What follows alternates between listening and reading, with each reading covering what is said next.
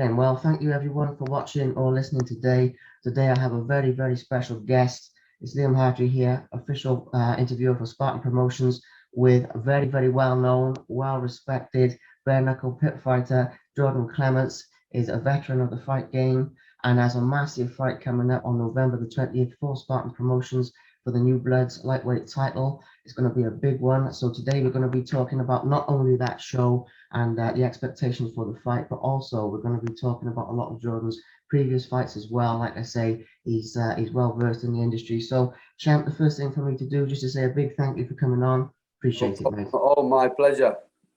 Absolute pleasure. Brilliant. All right then. So, like I was saying, you've got a big fight coming up. At the time of this interview, we're obviously only a few weeks out now. So, talk us through a little bit about how your training's going and how the preparations for the fight are going your side. I've been training every day, plenty of runs in. Obviously, I've been out. I've not fought for 18 months as I've had a bleed on the brain, haven't I? Yeah. So obviously, this is a big show for me and the fans, because this is, I believe, like this is my make or break. This is my time to show that I'm coming back. I'm hungrier than ever. So obviously, I've been training down at a little gym in Harworth called Lister's Gym. They're looking after me over there.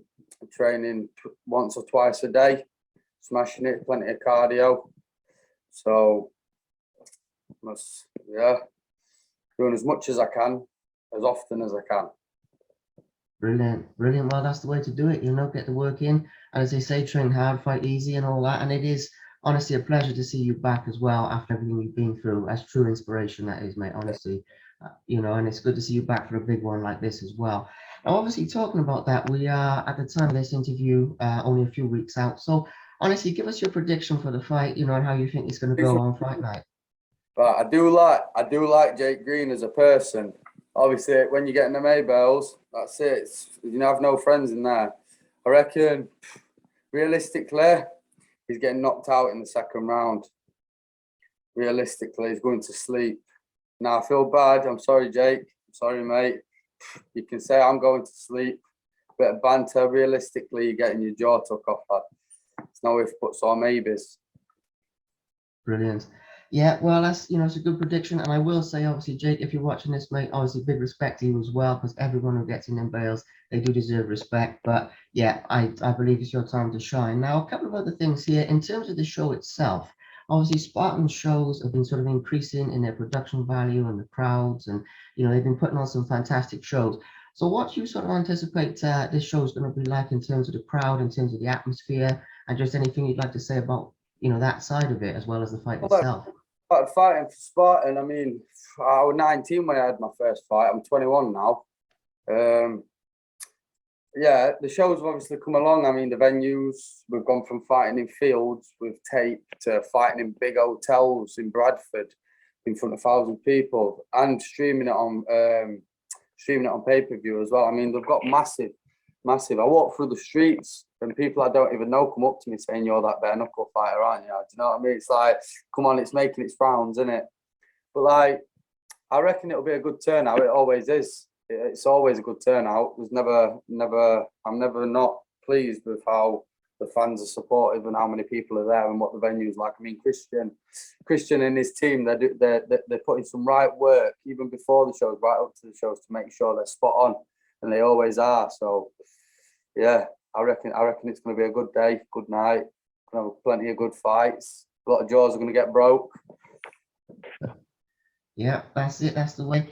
Good stuff to bring a shout out to them, because every time I speak to Christian, he's always updating me on we've got this for the event, we've got that for the event. This, it's always exciting to hear about. So it's good to give that a mention. Now, obviously, like I said, obviously respect to Jake as well, because anyone, these fights can always go either way. But assuming you do win, how do you plan to celebrate, with the New Bloods title? I mean, what are you going to do when you've got that title around your waist?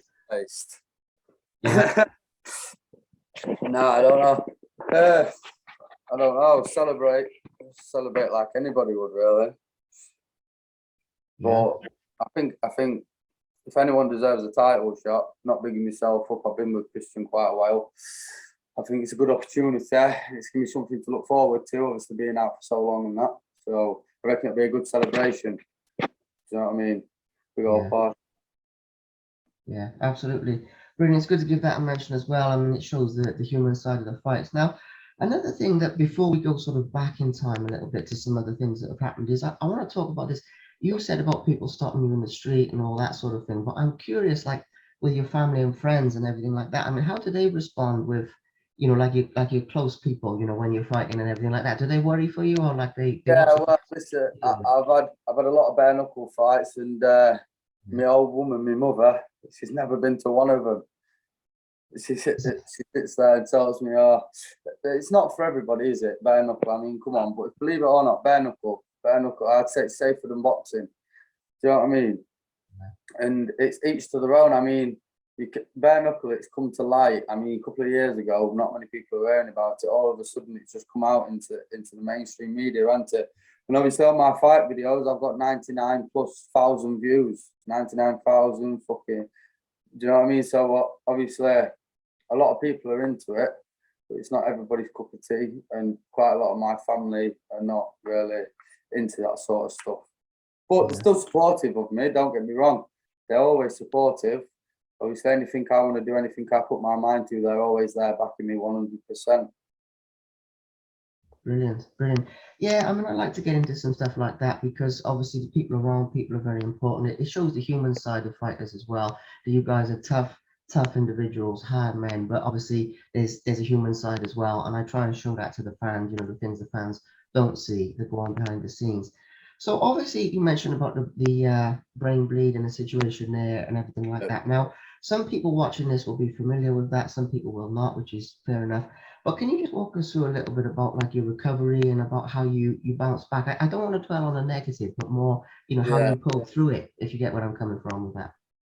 Well, recovery wise, I mean, don't get me wrong. Even on my recovery, so what it was is obviously when I found out I had a bleed on the brain, what it was is I had to have a 12-month scan. On a 12-month scan, luckily, I'm not other people aren't so luckily I was perfectly fine, everything was all right. So it wasn't anything too major. But obviously my recovery and stuff, the worry my family had about me going back fighting. So I always said, even when I had the bleed on the brain, I even said, as soon as I'm healed, that's it, I'm back to fighting. Obviously, I've got kids as well. I've got a little girl. I've got a baby coming next week, due next week. Congratulations, by the way, just to get that in there. Thank you, mate. Yeah. Yeah, so obviously people were worried and everything like that. I mean, don't get me wrong, people are still worried now about me going back fighting and stuff, but do you know, when you love to do something that much and you've been kept away from it for so long? I mean, it's been 18 months I had a fight for. You kept away from it for so long, you get that urge inside. It's going to be a big one, honestly. And yeah. Yeah, 100%, 110%. I mean, yeah, it's inspirational for people. I mean, the fact that you can bounce back from it, it shows other people, if there's other people going through a similar thing, maybe they can come back from it too. And yeah, I feel you on that 110% when it's something you love, like it's part of you, and you can't go without it, you can't live without it. So, I don't fault it. And yeah, I believe that the bare knuckle's safer than the gloved as well. Funny enough, I was going to ask you, but so I think you'll be all right in there. A couple of other things then. Obviously, with that, I mean, it's still a traumatic experience, even though you've bounced back from it. So when you're preparing for a fight, now we've talked about the physical side of it, but how do you mentally prepare? Because I mean, in the pit as well, especially, it's war in there. I mean, it is absolutely the most brutal game on the planet. So from a mental side of it, do you have anything that you go through on the build up to it to stay positive, or No, how do you do that side? I don't really need to mentally prepare. This is not me bigging myself up, but I don't get scared for any fight, any time. Don't scare me, don't bother me. I'll fight anyone, anytime, any place. Do you know what I mean? It's more, I don't know, keeping training on top of my training and stuff like that. I get swayed away from stuff. I like a good party and that. So yeah, mentally preparing for a fight. I don't know. I won't be able to comment on that. I mean, I'm game for a fight anytime. Yeah. No, that's fair enough. That is fair enough. I mean, it's something different people say different things. I mean, some people say about the nerves and all that, and I wasn't really expecting that with yourself because you've had quite a lot of fights. But it still interests me, how people sort of stay positive and all that on the build up to it. But it's a good insight anyway. So now a couple of things about the fights you've had, obviously in the past, and this can be obviously with Spartan or with other companies as well. I'm quite open about this. But in terms of like the toughest fight that you've had, because I know you've been in some right good tear-ups, you know, and obviously I've seen a lot of them. Probably not all of them, but I've seen a lot of them. But obviously, out of those, I mean, they're all pretty tough, and bare knuckles are, you know, a tough game anyway. But is there one that stands out as being like the toughest? I'd say my first fight for Spartan stood out for me the most. I didn't know what to expect. I got in there. Obviously, when I was getting in there, I was a 19-year-old lad, and I had all his mates coming to me saying he's known for knocking people out in one punch out in the pub. It was Matty Parkin I fought first. And to be honest with you, I gave him a good go at it. It was my again, it was my fitness what let me down in that, I believe. No pulling Matty down. He's a good fighter, top lad and that. But yeah, I reckon that was my hardest fight because I went in there basically blind to what it's all about, really. I basically saw a post on Facebook and one of my mates tagged me in it, and I just went there not knowing what to expect. I had a few beers before because of the nerves, jumped in and give it my all. Obviously, I lost that fight, but can't win them all, can you? Yeah, well, that's it. And it's sometimes, you know, a loss is good experience for the future. And then when you have a big fight coming up like this one, that experience is actually useful. I mean, I don't think it's always a negative. Um, and obviously, any fight with Spartan is just it's 50-50, and you know anything can happen. So, all right then. Now another thing, obviously, with this that I think people are curious about, and there's only a few more questions by the way, but I try and get questions in here for people who really know the game, right? And people that don't know the game about bare knuckles, so people where it's like it's something new to them, right? So this is one for people where there's something new to them, okay? Realistically, now when I interview different guys, some people say that their hands are fine with bare knuckle, you know, bone against bone, it makes no impact. Some people say that their hands suffer a lot.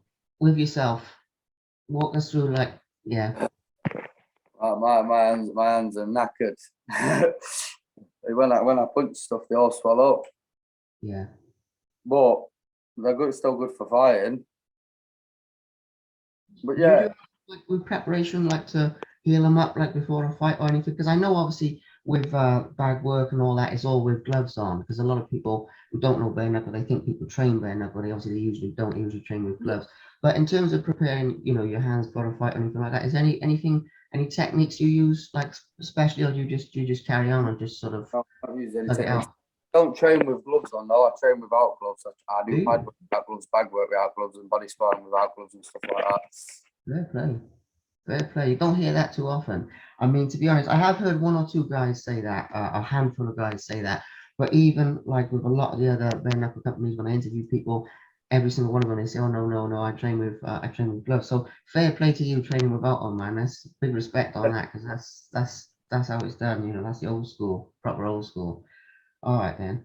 Good stuff. So it's only a couple of things because I mean, obviously we've talked about the title fight, we've talked about some of your previous fights. Now, one of the things I like to do is just put a little bit of like an inspiration type vibe in this because obviously when it comes to up and coming fighters, up and coming, you know, young lads, I know obviously you're still young yourself, but when it comes to the people maybe in their teenage years or whatever, they just have an amateur fight, so they're just getting into the fight game or whatever, obviously people like that I think look up to you guys, like you personally and a lot of other guys at Spartan. So I want to take this opportunity for you to give a little bit of advice to them, you know, about things that you've learned from the fight game.